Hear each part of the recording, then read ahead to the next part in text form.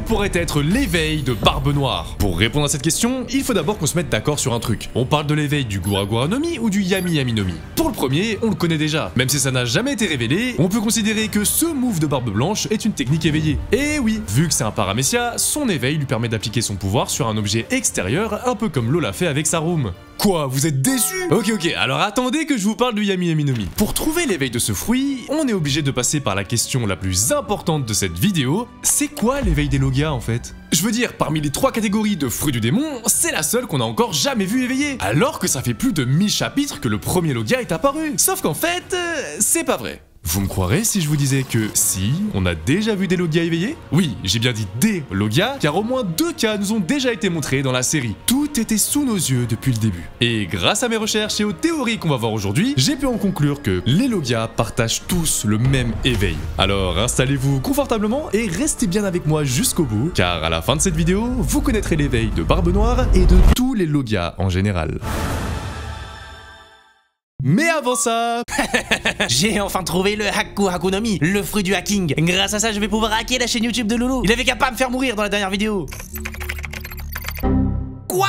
Ne me dis pas que il utilise CyberGhost VPN. Eh oui. Bon, même si ce fruit n'existe pas dans la vraie vie, c'est super important de faire attention à son activité sur internet. Et CyberGhost VPN est justement le meilleur outil pour se protéger sans se prendre la tête. Vous savez certainement ce qu'est un VPN, c'est un outil qui vous permet de vous connecter à différents serveurs privés aux 4 coins du monde, ce qui vous donne accès à pas mal d'avantages. Déjà, niveau sécurité, CyberGhost VPN masque votre adresse IP et vous géolocalise dans le pays de votre choix. Tout votre trafic internet est redirigé via un tunnel sécurisé. Ça vous permet d'être intraçable et de protéger entre autres vos données personnelles, votre vie privée et tout ce que vous faites sur internet. Mais CyberGhost VPN, c'est aussi super utile pour accéder à du contenu qui n'est pas disponible dans le pays où vous habitez, en vous débloquant jusqu'à 50% de contenu en plus. Par exemple, moi j'habite en France. Comment je fais si je veux regarder les films One Piece ou tous les anciens épisodes mais que j'ai que Netflix? Et bah j'ai juste à me connecter à un serveur au Japon et bam, en un seul clic, j'ai accès à tout le catalogue japonais. Ça marche aussi avec Disney+, Amazon Prime, Crunchyroll et plein d'autres plateformes. Vous pouvez également avoir accès à de meilleurs prix pour vos hôtels ou vos billets d'avion. Il suffit juste de vous connecter à un serveur indien ou indonésien par exemple, vu que c'est moins cher là-bas, et vous pourrez économiser des dizaines voire des centaines d'euros. Et ne pensez pas que ça marche qu'avec un ordi, hein. CyberGhost VPN est compatible avec n'importe lequel de vos appareils, Windows, Mac, iOS, Android,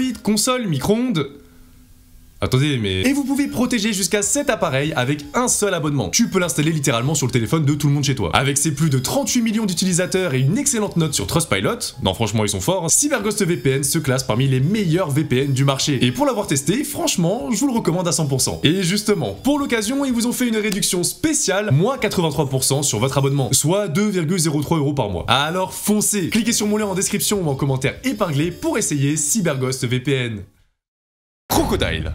C'est probablement votre antagoniste préféré de la série, et bon, j'avoue, moi aussi, j'ai même déjà essayé de refaire sa coupe à plusieurs reprises, sans succès. Mais le truc avec lui, c'est qu'une grosse partie d'internet est persuadée que son fruit du démon est déjà éveillé depuis le tout début. Pour rappel, Crocodile a mangé le Suna Suna no Mi, le Logia du sable, qui lui permet de produire et contrôler du sable à volonté. Mais ce qui fait de lui un antagoniste des plus redoutables, c'est qu'il peut pousser ses pouvoirs encore plus loin que ça. Il peut par exemple assécher des êtres vivants en absorbant l'humidité de leur corps, ou encore utiliser le sable comme une extension de ses membres pour allonger la portée de ses attaques. Alors on pourrait croire que son éveil c'est toutes ces petites techniques avancées, notamment le fait d'assécher un être vivant, c'est quand même fou quand on y pense, mais on n'y est toujours pas. Son éveil serait beaucoup plus simple que ça, et apparemment ça serait cette attaque.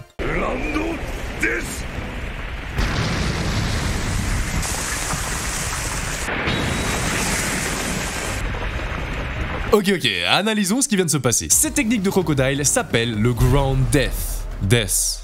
Elle est apparue au chapitre 201 et elle consiste littéralement à assécher la moindre matière qui est touchée par son sable pour devenir du sable. Mais si jusque là Crocodile avait besoin que sa paume soit en contact avec l'objet qu'il voulait déshydrater pour que ça fonctionne, là il peut répandre cet effet partout simplement en touchant le sol. Autrement dit, il peut changer en sable tout son environnement. Ça ressemble déjà étrangement à une technique éveillée de paramécia comme celle de Katakuri ou de Doflamingo, mais moi ce qui m'interpelle c'est que, à la différence de ces deux-là qui pouvaient faire bouger leur environnement, Crocodile peut pousser le délire encore plus loin en contrôlant directement les propriétés du sable, en asséchant par exemple la sandale de Luffy simplement à son contact. Est-ce que vous vous rendez compte quand même que premièrement, pour qu'un objet aussi sec qu'une sandale se retrouve totalement désintégré, il faut que le sable soit extrêmement corrosif? On peut pas faire ça juste en absorbant l'eau, hein. Et deuxièmement, c'est l'environnement qu'il a créé qui a fait ça. C'est pas lui qui l'a touché directement avec sa main. C'est comme s'il transmettait littéralement ses pouvoirs sur tout ce qui l'entoure. Et retenez bien ça parce que ça va être important. L'éveil des Logia serait donc de pouvoir imprégner l'environnement avec son élément, mais d'aller encore plus loin que les Paramecia, en ne faisant plus qu'un avec lui. Rappelez-vous, Crocodile peut se changer en sable lui aussi. Qu'est-ce qui l'empêcherait de se mélanger à tout le champ de bataille et d'attaquer par surprise de tous les côtés, un peu comme Pika le fait avec son fruit de la pierre? Il pourrait par exemple devenir un géant de sable, gardant ses propriétés de Logia en étant toujours intangible, mais aussi en obtenant une force décuplée et même en pouvant se recouvrir de Haki pour se renforcer encore plus. Par ailleurs, Crocodile est très familier avec l'éveil des fruits du démon, comme on le voit dans cette scène à Impel Down au chapitre 544, où il est capable d'affirmer avec un simple coup d'œil que les gardiens sont des Zoan éveillés. Donc en fait, ce que Barbe Noire fait déjà à tout un village, ça serait aussi un début d'éveil, la suite logique étant qu'il puisse se mélanger à ces ténèbres pour les contrôler. Je sais pas vous, mais moi je trouve ça décevant, hein. Oui, cette théorie comporte malheureusement de nombreux points faibles. Bah oui, Luffy pourrait pas battre un Logia éveillé dès Alabasta. Alors juste, ça c'est faux, hein. Tu peux très bien maîtriser ton fruit et quand même être faible, d'autant plus que Crocodile n'a fait que sous-estimer Luffy du début jusqu'à la fin, et il s'est fait battre seulement à cause de son point faible énorme qui est les liquides. Non, premièrement, on vient de le voir, mais lorsque Crocodile utilise son Ground Death, il puise quasiment dans ses derniers retranchements, ce qui fait qu'il ne l'a pas plus exploité que ça. C'était surtout un coup de bluff pour surprendre Luffy et le pousser à s'abriter au seul endroit possible pour le cueillir. On peut supposer qu'il pourrait éventuellement contrôler les mouvements du sable dans l'environnement créé comme Doflamingo ou Katakuri, mais on l'a toujours pas vu faire. Deuxièmement, s'il pouvait effectivement se répandre parmi tous ces grains de sable pour devenir lui-même le champ de bataille, ça lui créerait juste plus de points faibles. Ok, il pourrait absorber toute l'eau qu'on lui balancera, mais il y a un truc que les utilisateurs de Logia ne pourront jamais contrer, c'est le Haki. Donc voilà, imaginons que Crocodile se mélange à un sol désertique, qu'est-ce qui empêcherait son ennemi de frapper le sol aléatoirement avec du Haki de l'armement? Bro serait KO au bout de 2 minutes. Et ça serait exactement la même chose pour tous les Logia, dont Barbe Noire. Troisièmement, parce que oui, il y a un troisièmement, l'essence même de l'éveil des fruits du démon dans la série, c'est d'offrir considérablement plus de puissance à l'utilisateur dès le moment où son corps et son esprit finissent par rattraper ses pouvoirs. Or là, dans ce qu'on a vu, c'est plus une histoire de praticité. C'est un éveil qui permet juste de rendre l'utilisateur plus à l'aise avec son fruit. Donc est-ce que je vous aurais raconté tout ça pour rien? Ah, vous me connaissez, évidemment que non. Je vous ai laissé un indice dans mon explication qu'on va aller repêcher un peu plus tard. Parce que Crocodile, même s'il n'a pas éveillé son fruit du démon, il est vraiment, mais vraiment pas loin.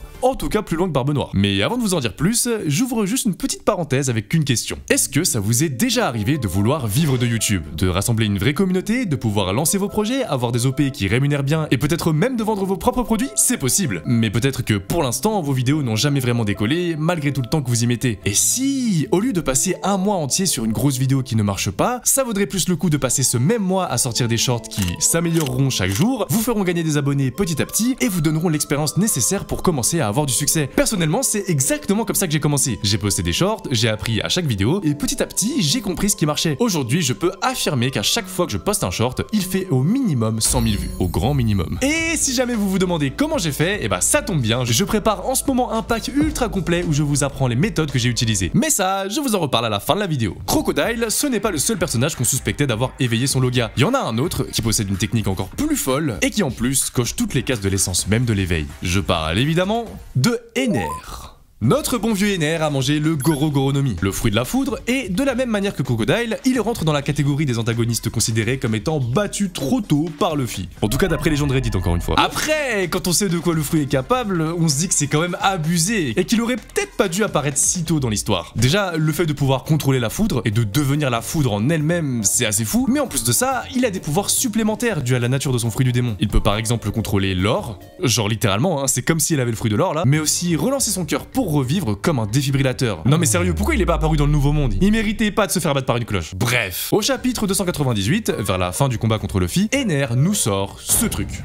Une transformation en monstre incompréhensible. Alors je veux bien que Crocodile soit capable de réduire en poudre des Adilette 22, on reste sur une propriété poussée de son fruit, mais là, c'est une transformation digne d'un Zoan mythique. Et vous savez c'est quoi le pire? C'est que c'est loin d'être le seul Logia à faire ça. Monet se transforme aussi avec son Logia de la neige, Caesar Clown pareil, et plus récemment, l'amiral Aramaki nous a aussi montré une nouvelle forme qu'il peut prendre grâce à son fruit. Toutes sont des formes qui rendent l'utilisateur beaucoup plus puissant et qui leur confèrent plus de facilité à manier leur élément. Non mais là je comprends plus rien, c'est quoi la définition des Logia de base? C'est des fruits qui te permettent d'incarner un élément naturel, de le produire et de le contrôler à notre guise. Attends, t'as bien dit incarner?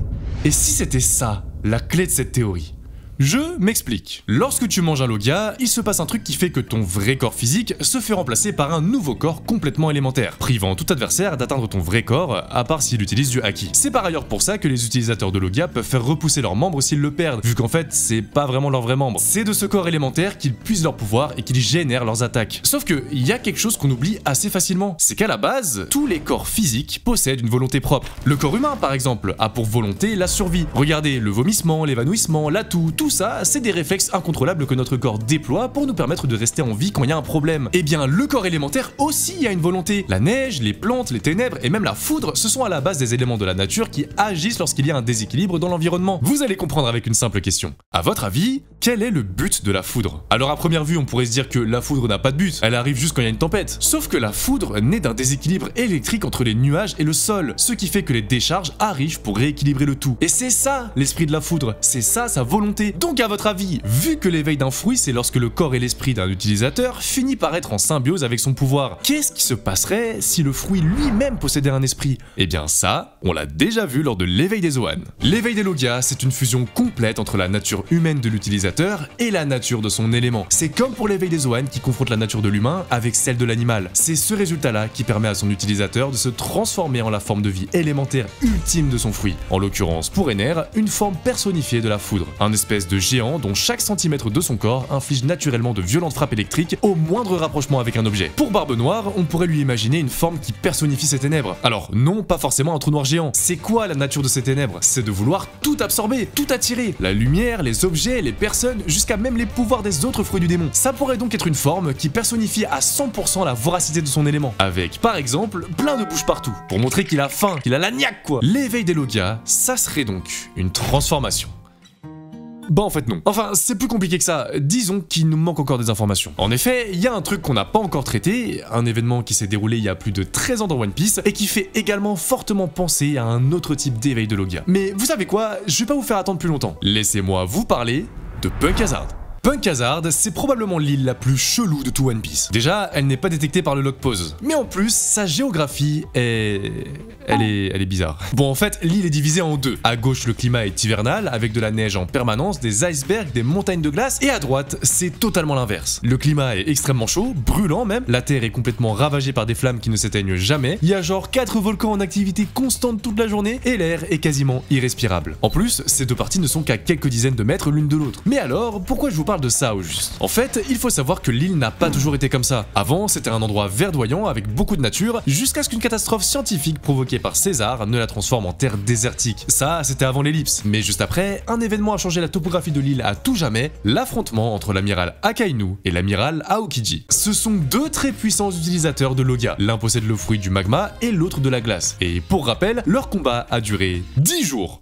Wesh, c'est le temps que cette vidéo m'a pris. Like et abonne-toi pour le soutien s'il te plaît. Vous vous rappelez dans l'intro quand je vous ai dit qu'on a déjà vu au moins 2 cas d'éveil de Logia dans la série? Eh bien c'est exactement à eux deux que je faisais référence. Mais alors, comment est-ce qu'on aurait pu voir un quelconque éveil de leur part si on n'a même pas vu ne serait-ce qu'une seconde de leur combat? Et bah Punk Hazard est la preuve même que les amiraux ont utilisé l'éveil de leur Logia. Au chapitre 658, on nous dit que l'île est devenue comme ça suite à leur combat à cause de leur pouvoir, ce qui fait que le climat aurait été bouleversé. Alors super, je veux bien y croire, mais il y a un truc qui me donne l'impression que ça va plus loin qu'une histoire de climat. C'est cette séparation. Regardez bien, au bord des deux parties de l'île, il n'y a aucune transition. Je veux dire, ici les glaces devraient fondre un minimum, non? Vu que juste après il y a la chaleur. Pareil pour le côté droit, là ça devrait au moins être une zone tiède et sèche, pas une terre rouge et brûlante. Non mais là on dirait juste deux biomes Minecraft côte à côte. Hein. Pour moi, c'est pas le climat qui a été influencé, c'est à 100% apparu à cause de l'éveil de leur fruit du démon. Mais l'éveil des Logia, c'est les transformations. Là, c'est juste un effet secondaire de leur pouvoir. Et si je vous disais qu'en réalité c'était les deux, et qu'il y avait même un lien avec le pouvoir de Crocodile dont je parlais au début? Non les gars, je ne suis pas dans l'abus. Laissez-moi vous expliquer. Tout à l'heure, je vous ai dit que chaque élément naturel possède une volonté, un but, un truc simple à accomplir. Je vous ai aussi dit que Crocodile était capable d'assécher même les objets contenant peu d'humidité, en transformant notamment la sandale de Luffy en poudre. Là vous allez me dire, Loulou, pourquoi tu fais une fixette sur les sandales de Luffy? Est-ce que t'as un truc bizarre à nous avouer? Mais le truc, c'est que si on prend ce raisonnement, ça aussi c'est une démonstration de la volonté du sable de Crocodile, celle de tout désintégrer. C'est pour ça que je vous ai dit qu'il se rapprochait de l'éveil. Et c'est exactement là où je veux en venir. L'éveil des Logia, c'est juste un vrai éveil en fait. C'est pas juste une transformation random, c'est littéralement l'élément du Logia qui se réveille. Ok, on va prendre un exemple pour que ça soit plus simple. Le feu. Sa volonté, c'est de tout consumer sur son passage. Vous pouvez pas espérer approcher votre doigt vers un feu sans que votre doigt ne brûle. Sauf que ça, c'est son effet passif au feu. C'est l'effet de base de tous les logas lorsqu'ils ne sont pas éveillés. C'est un phénomène physique. Mais lorsque le loga est éveillé, la volonté du feu aussi se réveille. Et cet effet passif devient exagéré. Comme si le feu devenait conscient et se mettait à vouloir conssumer chaque atome qu'il est possible pour lui de consommer. Jusqu'à l'air, l'eau et tout l'environnement. À votre avis, pourquoi la glace d'Aokiji a fondu à Marineford, mais pas à Punk Hazard, alors qu'il y a littéralement du feu à 2 mètres? Parce que sur Punk Hazard, la volonté de la glace était réveillée, et donc elle met tout en œuvre pour survivre en recréant un climat à partir de zéro. Et c'est la même chose pour Akainu. L'éveil de Loga, c'est ça. Ça permettrait donc de libérer le vrai potentiel de la nature, la vraie force chaotique qui ne s'arrêterait jamais d'agir, même lorsque l'utilisateur n'est plus là. Mais une question reste en suspens. C'est quoi ces transformations du coup? Eh bien, ce sont tout simplement des utilisations différentes de la volonté des éléments. Ici, les transformations sont des fusions entre l'élément et l'utilisateur. Ça, on l'a dit tout à l'heure. Mais en réalité, ça serait le stade le plus basique de l'éveil des logas, car la volonté de l'élément existe seulement dans le corps de l'utilisateur. Mais dans le cas de Aokiji et Akainu, ils ont dépassé ce stade en réussissant à faire survivre et agir leur glace et leur magma en dehors de leur corps, ce qui les rend 100 fois plus puissants. Et Punk Hazard en est la preuve. Ainsi, Barbe Noire éveillée pourrait dans un premier temps obtenir une forme personnifiée de ses ténèbres, ce qui le rendrait beaucoup plus puissant, tout en lui permettant de garder ses autres pouvoirs, c'est-à-dire le Haki, mais surtout le Gura Gura no Mi. Et dans un second temps, plonger complètement un utilisateur dans les ténèbres, et ce, sans aucune transition avec l'extérieur. Ces ténèbres agiraient alors comme de vrais trous noirs, ne laissant plus aucune issue à ce qui rentrerait dedans, et continueraient à agir sans même utiliser l'énergie de l'utilisateur.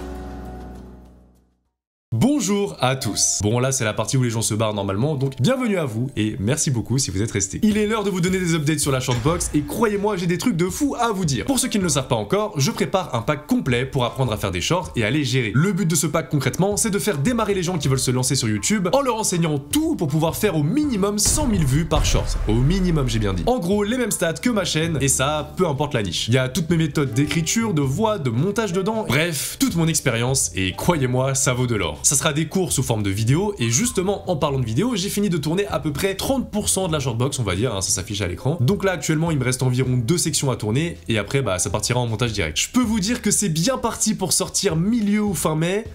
Donc soyez prêts. J'ai par ailleurs ouvert un compte Insta où je mets H24 des stories. Je répertorie entre autres les avancées de la chaîne, je raconte un peu ma vie en mode tranquille, mais vraiment en mode tranquille. Vous pouvez voir un peu des fois ce que je cuisine parce que je cuisine extrêmement bien d'ailleurs. Et je poste aussi des reels très souvent, quasiment tous les jours. Bref, si on est assez nombreux sur Insta, on pourra faire plein de concepts là-bas. Donc allez me suivre. Encore merci à CyberGhost VPN d'avoir sponsorisé la vidéo. N'oubliez pas de cliquer sur le lien en description pour bénéficier de moins 83% sur l'abonnement. Vous pourrez protéger jusqu'à 7 appareils sur internet à moindre coût et accéder à du contenu restreint aux 4 coins du monde. Bisous.